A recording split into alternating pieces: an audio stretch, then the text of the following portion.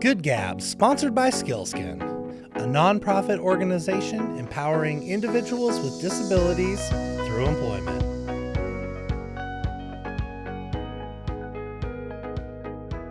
Today, we're down here at the Spokane Library. We just made it through some devastating fires. A lot of people have lost their homes. People are trying to just see where they go from here. And I think it's just apropos that we have an amazing person here to talk about an organization that is doing just incredible good across Spokane and really trying to find need and meet the need. And it's just a real pleasure today. We have Jaxon Riley, Executive Director of Leadership Spokane. Jaxon, thanks for joining us. Thank you for inviting me. Yeah, just a terrible week. I know for everyone who doesn't know, it's just major fires here in Spokane. You'll all know by the time this airs, but the Elk Fire, called the Oregon Road up north of Spokane, and the Gray Fire out of Medical Lake, just tremendous devastation all around. And just the community's trying to, support and see what they can do.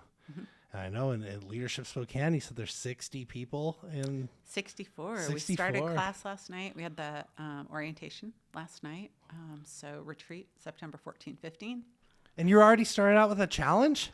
Yeah. Well, yeah. That's how we roll. Yeah. Uh-huh. So what are you thinking? Where can the class help? So I attended an event this week for Medical Lake that was a fundraiser put on by the Firefighters Benevolence Fund.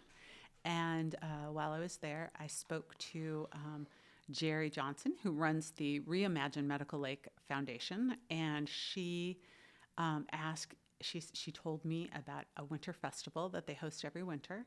And that normally includes an elf village, which are a whole bunch of tiny houses built by local people, local craftsmen. They put it right in the park, right next to City Hall there. Little picket fences, lights, decorations, the whole, it's super elaborate. And those were all stored and well organized in a warehouse that now does not exist. It burnt down. So they have people that have a strong feeling for this and that would like to rebuild it, but they don't have enough hands. So we do community service projects. We do 6 community service projects every single year. Our class breaks into small groups. And last night I presented the idea to the class. They make their own decisions. We don't make decisions for them, but I presented to the class that this might be a really excellent community service project, but we got to get going. Right. Yeah. Christmas is coming. Well, Winter Festival starts on December 9th. They've already picked the date. So, Oh, yeah. For those of you that keep the Christmas list and you know how many days until Christmas, December 9th. Super quick. Side note, I have some friends who are like that. I bet we all do. Who keep the Christmas list. Yes. Do you keep the Christmas list? I don't. Neither do I. I don't get it. Yeah. Those of you who do, I wish I did. Much love. Yep. Thank you for keeping us up to date. I wish I was that organized. Right? Yeah. No. Doesn't happen. Yeah. Anyway, side note. So, well, that's amazing, though, just to be able to kind of work on something to help the community, something that brings so much joy. And it's just really hard, right? That the community has other things that they need to work on right now. So to be able to take that off, that's really cool. So hopefully they will choose that.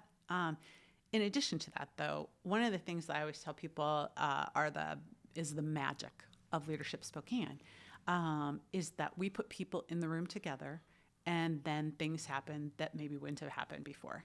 And one of the people that is in our class this year is the general manager of GEG1, which to many people that doesn't mean anything, but that is the Amazon Fulfillment Center on the West Plains.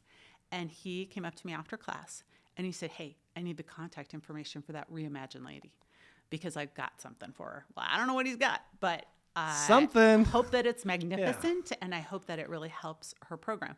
In addition to that, while I was at the event, STCU gave her a $10,000 donation to help get that project off the ground.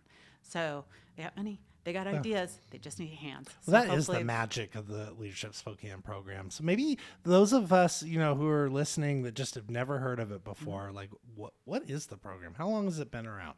All right. Leadership Spokane was founded in the autumn of 1982. A long time ago. Yeah. Programs like this were started on the East Coast, and some people from here went to the East Coast and said, wow, these look cool. At that time, we were the 44th program created. However, So now, early then. Yeah, we were, trendsetters. And now there's about 800 in the nation. Yeah, we just came back from the conference. So What's a conference like? I'm curious, like all these people trying to make their communities better. I bet that feels pretty good when you're there. yeah, it's super cool. Everyone's there because they want to make their communities better. And the other thing that's really cool is a lot of people, so like if you're a plumber, you walk down the street, you meet another plumber, you talk to them. Well, when you're a leadership program, there's usually one per city. So you never walk down the street, meet the person running the other leadership program. Right. And at the conference, you get to say, hey, man, I've got this problem. What do you do? I've got this challenge. I've got this conundrum. What do we do?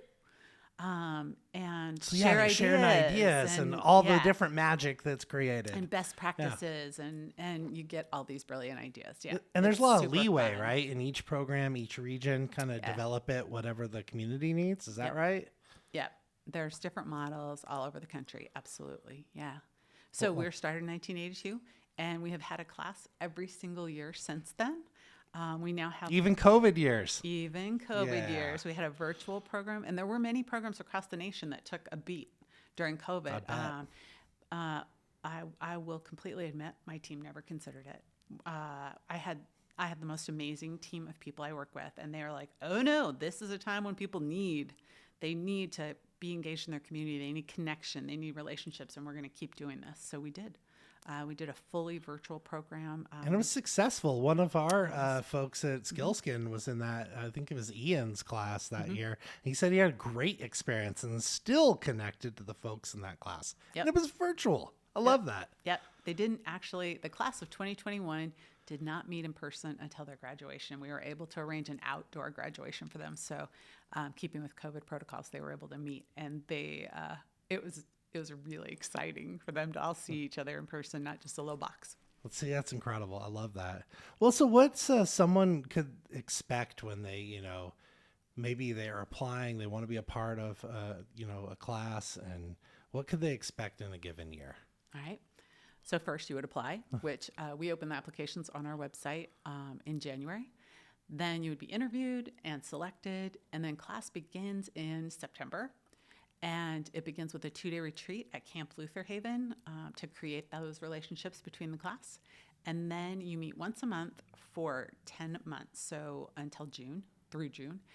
And then in addition to that, we augment the learning with 2 different group projects. One that is a group project where you present during class, and then one that is the community service projects that we spoke about previously.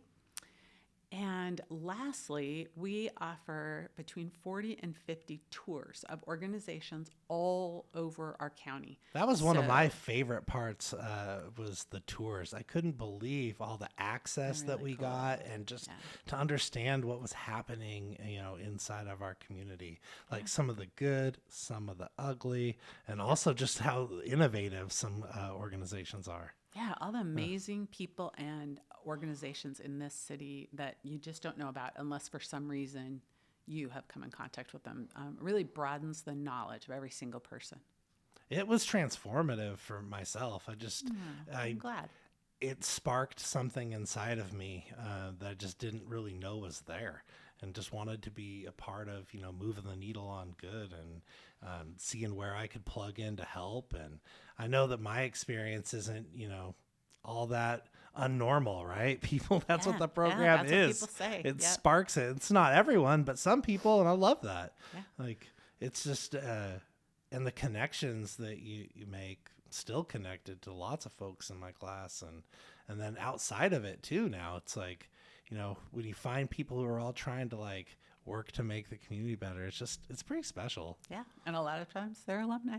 Yeah. So thank you for sharing that, because it always helps when it helps, us do good in the program to hear those things. Well, 100% it was that way. It's like, Thank you. and now I get to tell everyone, who, is in our organization, if they apply and, get into the class, it's, I'm always give the advice is like, find your people, like find the folks and the issues that you want to, work on in your world, and they're there. Yeah. Because it's just such a cross section of folks. And it continues to, it sounds like it broadens every year. Now we have, Amazon who just moved to town, right? Yeah. A few years ago. And now, they're managers in this class. That is good. Yep. Absolutely. Yeah.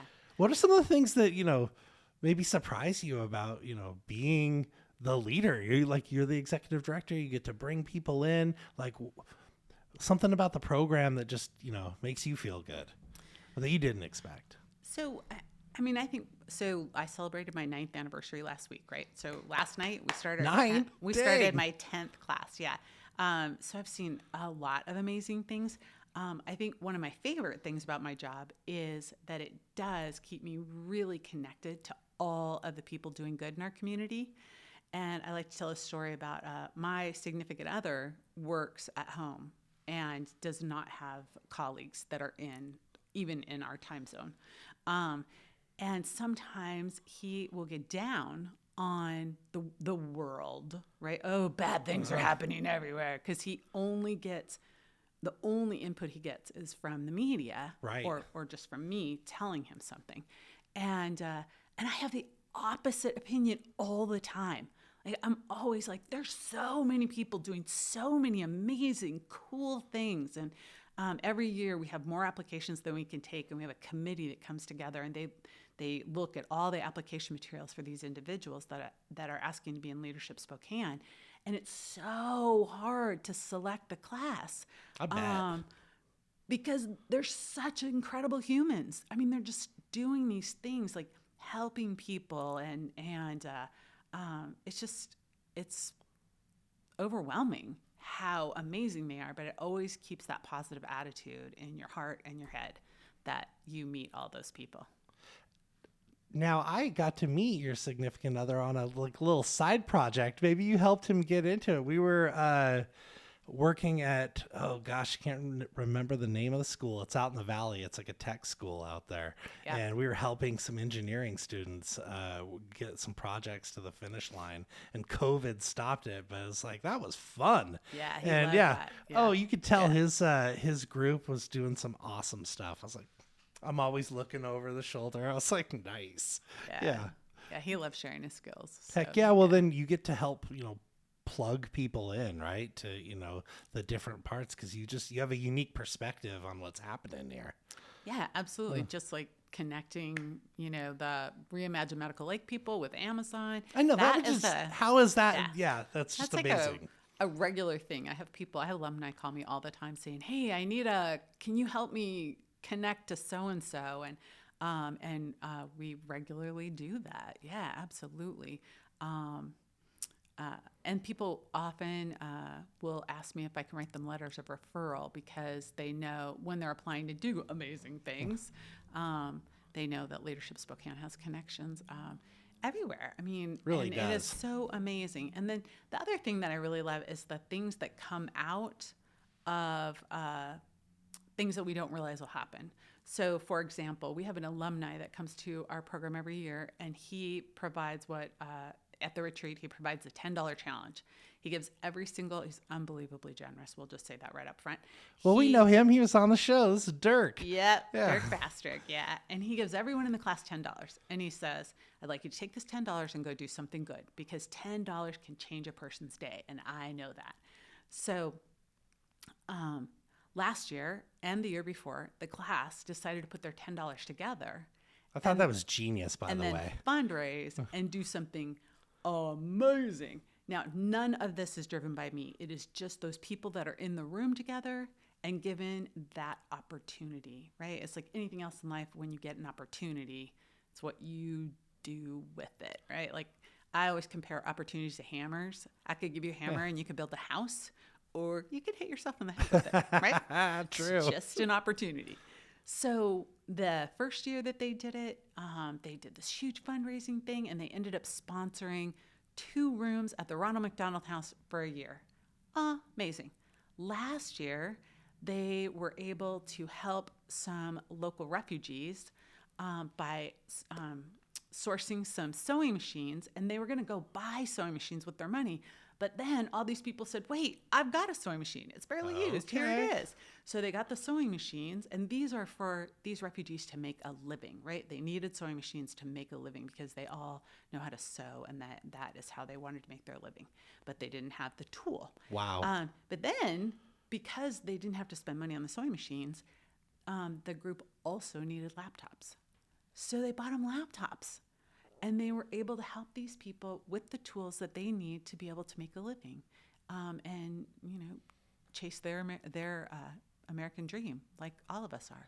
And that just is created just by putting people in a room together. Yep. Sharing, that hey, big things are possible, and just letting that bubble, and the magic comes from that. Yep. Absolutely. Yeah.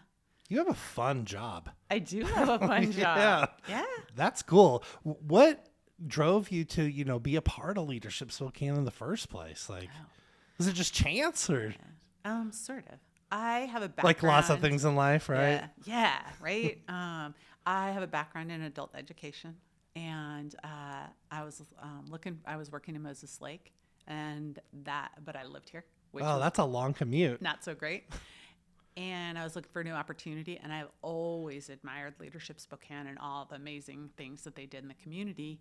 And the previous executive director was retiring, and they were hiring a curriculum director and a new executive director. And so we started within 1 week of each other in 2014. And then the executive director moved on to a different organization, the Girl Scouts. Yeah. And I applied and was selected as the new executive director. So it was just a wonderful kind of turn of events. It just all fell into place. Yeah. Had you ever heard about like servant leadership before you got connected to the program? I had not. Yeah. Nope. I hadn't either. I didn't know it was my brand. Like I was like, this is what describes me. It was like one of those, first things I didn't have the words that, described what my style was like. And I was like, oh, wow, this is it. And it was, again, those transformative moments. Yeah. It's like, here we go. Yeah.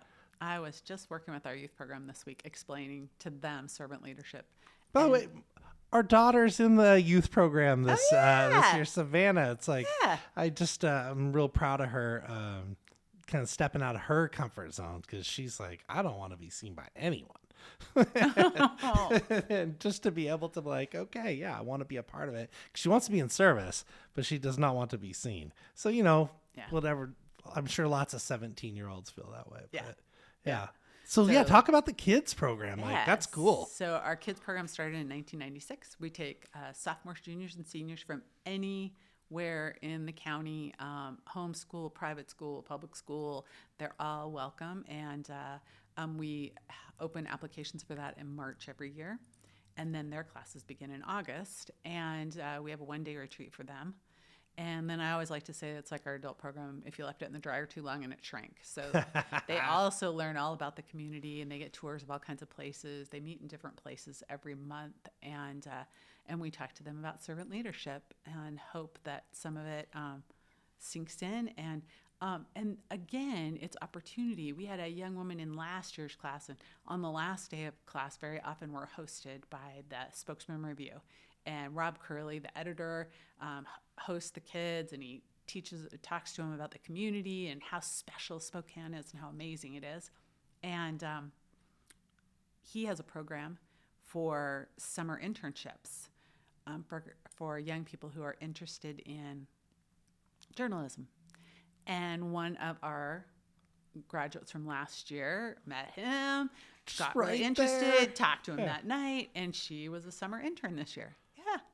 Super cool. Incredible. So super cool. These opportunities open up for connection to be able to, help grow these next generation of leaders. Yeah. 1996. Yep.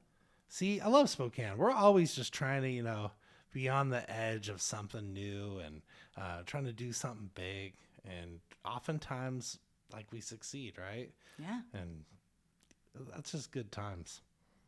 Well, so you were talking about being an honorary commander earlier too. It's like I'm really curious about that because we work out on the Air Force Base. Oh, I know. And, I see your band. Right? Yeah, Yep. skills good.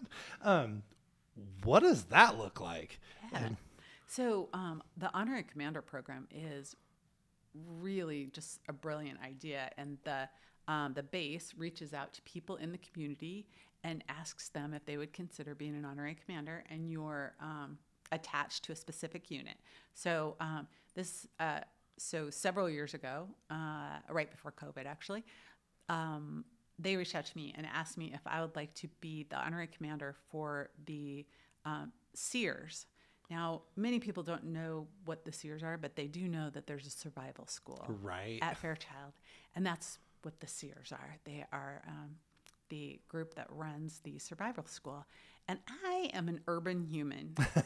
And I said, you might have the wrong person. I will not be eating bugs. Yeah, do not send me to those woods. I don't camp. As far as I'm concerned, camping means the door to your room opens outside instead of to a hallway. So then the colonel called me, which is his second only to the base commander, and it was a great honor that he called me and asked me if I would please reconsider. And so of course I did. Naturally. Yeah. So I became the honorary commander for the 336 TRG, and it has been an incredible honor. I've learned so much about what they do. I don't even have words for how hard these people work and the risks they take for our country. It's really humbling. I was watching them meet train yesterday. They had a helicopter and some harness, and they were jumping in the harness. I was like, Yeah. this is crazy. Yeah. And that's just like the tiniest little moment of what the whole program is, right? So- You're the perfect person for this because you can help thank you. translate, to everyone else, what they're trying to do, right? So they do a briefing for our class every year so we can get that translation out into the world, right? So every year they come and they do a briefing for the class and tell the class what they do. And then they provide a tour for the class so they can go out and see what they do. And it is just amazing. Like they do this water rescue training. I'm a person who loves to swim. This is not my idea of a good time, all right? You're fully clothed, wearing a helmet, in the water, trying to get into a raft, and then trying to get into a fuselage and using a harness and being pulled up. And it's while people are spraying Terrifying. while people are spraying fire hoses at you, and there's a wave machine and loud music, and and that's just one little tiny piece of their training. It's really amazing. So there are honorary commanders for every unit, and they help connect the community to Fairchild and help educate the community and do anything we can to support them and make life better for them. That's and cool. Make those connections stronger between the base and the Spokane community, so it's not so siloed. Well, it makes sense. And is it true? Like I kept hearing forever, it's like the largest employer in Spokane County is the base. I know it's one of them. Yeah. Yeah, absolutely. Yeah, it's like they're just such a big part of life. And all the folks that retire, like my neighborhood, they're all spent time at Fairchild at one point or another. Yeah, and what a compliment, right? They get stationed all kinds of places, and then they retire. They can choose anywhere, and they choose us. I mean, that's a huge compliment. It's true. Yeah. Why do you choose Spokane? Why is this your town? Yeah.